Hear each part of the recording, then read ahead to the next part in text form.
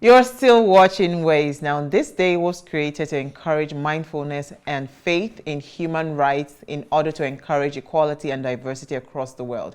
The UN introduced the International Day for Tolerance in 1996. It followed the United Nations Year of Tolerance, which was 1995, in order to observe its teaching annually. There's no doubt that a world free of tolerance would not be a good place to be.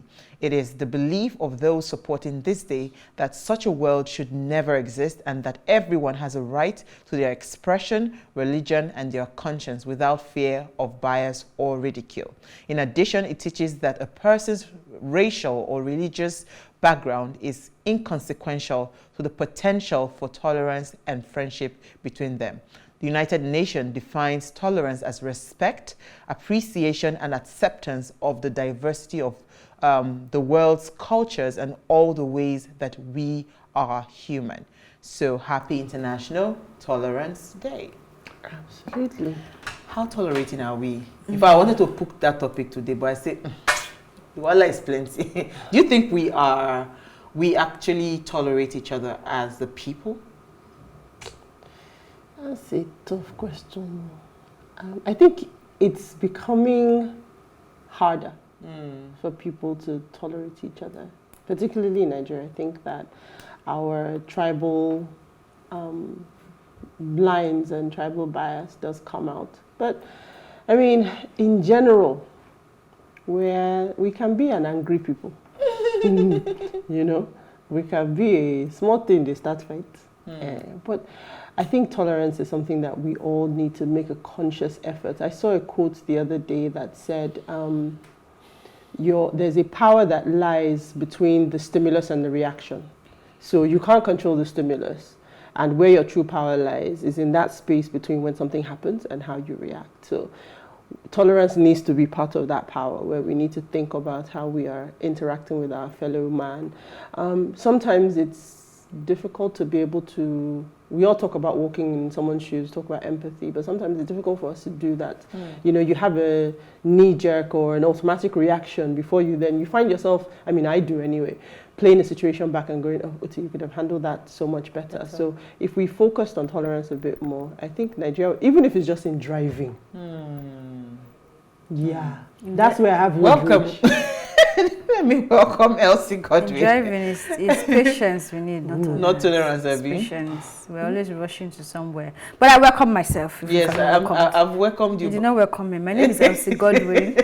Welcome Elsie to the show. Thank you for welcoming me after I welcomed myself. Happy so tolerance. What do you think about that word tolerance, though? I didn't know that was what today was, you know. But when you talk of beliefs in Nigeria, I think we cross that line as regards beliefs and what we think how we think people should live their life when we just want to think that our way is the right way or the highway. Like it is your Jesus. If you don't have that Jesus, there's no heaven, right? While there are thousands of other religions in the world, we just have the idea that if it is not Christianity, you are not living right. If it's not Muslim, you're not reading right. But taking it away and now bringing it back to the personal side, I mean, I think we all have tolerance. If we don't, we probably won't be able to coexist. There are times where you just think back, like she said, and ask yourself if that would be the best way to handle it, or if you handled it the best way possible. It's difficult, but we have it one way or the other. Yeah, I think we need more of it, though. We might have it, but it's not the measure to which it can make a huge difference in how we are living as a human or human race or whatever. We can do a lot factors more. That impact it. So, you know, when you're hungry, tolerance can happen. It can fly. It can fly off the roof. Okay, so who are we starting with? Let me start with Elsie Godwin. What did you find for us in the news today? What did I find? They have evicted your PDP. I was going to hear Big Brother. Okay, the news reports that a Lagos State Magistrate Court has ordered the eviction of People's Democratic Party from its Lagos Secretariat on Adekunle Fajiri Way, Ikeja, over unpaid rents. Following an unresolved dispute over the rent debt, the siblings instituted the action, that's the siblings of the owners of the property, against the registered trustees of the People's Democratic Party, Lagos State, and one other.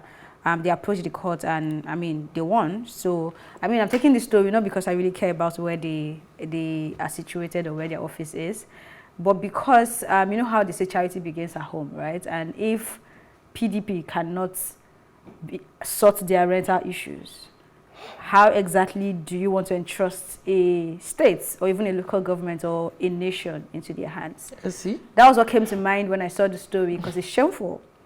Personally, as for me, I know people run into money problems, right? But I'm that kind of person that I believe that if you're living somewhere, especially if it's a rented apartment, you plan ahead. Like I'm of the school of thought that you don't start thinking of your rent in the month your rent is due, right? You save up for it, even if you have to put out, say you're dividing your yearly rent by 12 and put out that thing from your salary or your earnings every month. So that's my thinking, and that's sort of the, maybe it's wrong, but that's the standard I hold a lot of people to, especially when I know you earn that kind of money, right?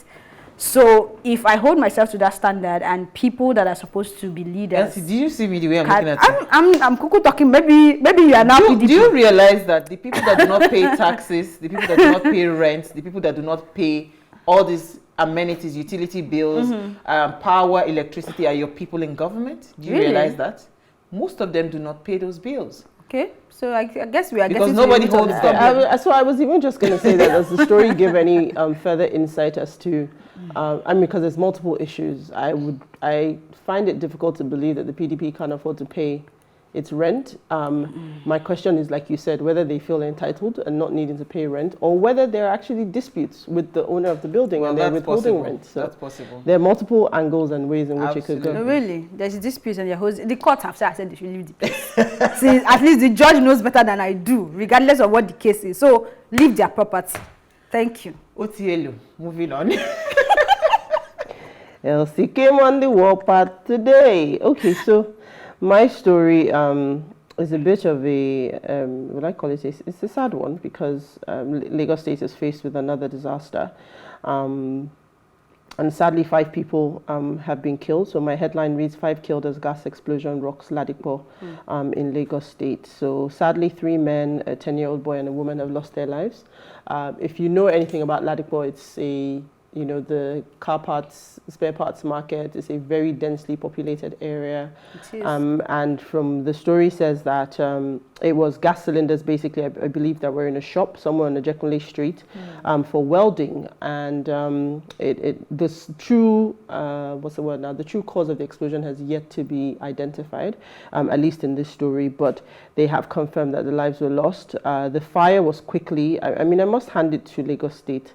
Lasema has been working hard, and they seem to are able to respond to these cases quite well. So between Lasema and NEMA, I think the police disaster management unit, able to get the whole situation under control. But again, we come back to these issues where lives are lost almost needlessly, because, you know, when you think about it, this is supposed to be a residential area that has been culled and turned into, you know, it's like the market evolved around the area, and mechanics and all of that have taken over that. What then happens, Uti, if, for instance, I mean, people that are living outskirts, like remember the gas explosion that happened on CMD Road in Magodo? So that particular location, Magodo used to be like the outskirts, just like what Chevron used to be the end of Lekki.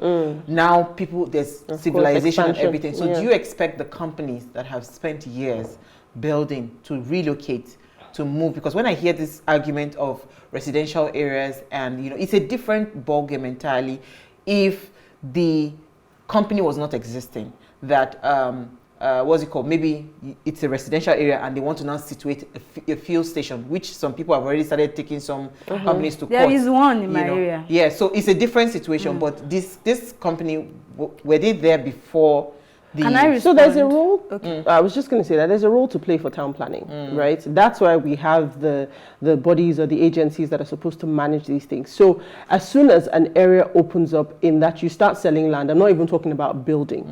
There should be, and that's the proper practice. That's best practice. It's designated for residential. It's designated. So it's not no to say commercial exactly at all. you can't. It's not even say you can't have commercial, but there are certain types of activities. Commercial, yeah. That should You happen. can't just come and build a petrol station in the middle of residences. Yeah. You can't just come and have, I mean, I've been to that, I used to hear about Ladipo, and then I thought it was some sort of Tejo type, market where and then I went there and I was like, No, that's a this nice thing one. is just around people's houses, Yeah. mechanics just, cars Yeah. parked everywhere. And it's the same thing. So you find that when these situations happen in markets like that, loss of life is usually higher, the damage is higher. So Yeah, Elsie, you're going to we say can do something. better. No, I was just going to remind you that this Lagos State has a blueprint, right? And when they are ready, I think I mentioned it once. Was it when Ambode came into became the governor and he built that beggar? Yoshudi. No, Okay, the the beggar. welcome Okay, thing, okay, yeah. and people were raving. That was when I kind of got the information that is how it was supposed to be from the beginning. He just basically went back to the blueprint and did what was supposed to be done. So there is a plan for Lagos State's implementation. So whether they are following through They is are the not. issue. Whether okay. Okay, If so they let are me... following through, we won't have a building collapsing when it's supposed to be 15-story building and it becomes 20-something. So it starts from there. There are things like that. I just mentioned. Just when you drive past where we came to, you saw the filling station. And I don't know why you are there. This is a house. This is a house. And there's a petrol station there. That's sad. In fact, that place is about to become a major road. But anyway, that's a different conversation for Another day. Maybe we should bring a town planner to come and talk about it. Exactly. But I actually saw a feel-good story I thought was worthy to mention. We need one. Remember we celebrated Flutter with becoming a unicorn. So this company, I think, is called TeamAPT. It's become Nigeria's latest unicorn valued at $1 billion. Are you serious? Yeah. So Nigerian startup tech company. They've raised their third rounding of funding that value more than 1 billion naira, which will result in the banking software firm joining a spate of Africa tech companies to become so-called unicorns. Really? That's according to Bloomberg's report. Remember Didi? Yeah. She's the head of marketing that was here. Wow. For this company? Oh, Was it wow. last week or last 2 weeks? Wow. That was why I said TeamAPT. Yeah, so we should congratulate them. So this was a report I saw on Business Day, and I thought to mention. I wanted to do a feel-good conversation on That's the story. nice. So It since we celebrated Flutterwave, I mean, it's always good to also celebrate this because fintech is the future. Yeah, I was just going to say that it just shows Yeah. Sometimes when you see these companies and you see banks with so many solutions, I always say, why do we have so many? Why do we need so many? I mean, even when eNaira started, I was thinking another thing again. But when you hear this and you see this happening, you realize the size of the payment market, not just in Nigeria and Africa, because this round for them is to expand into other places in Africa that don't have capacity. It's huge, so I'm looking forward to more unicorns in the space. Please, if anybody knows any, I can come and put my 10 naira now so that when they become $1 billion, Talk to me behind the scenes. Yeah, I should talk to you. If I was going to say Elsie, maybe we need to bring Didi back or I see you. Let us know how we can invest. Talk to me behind the scenes. No, but when they become a $1 billion company, so I they tell tend you. to catch There's the no guys who are looking invest for my anything, 100K now. No, what? It's not 100K you're looking for, but talk to me behind the scenes. Okay, then. Let's take a break. When we come back from the break, we're going to be talking about governance, demanding good governance. Stay with us. We'll be right back. Yeah.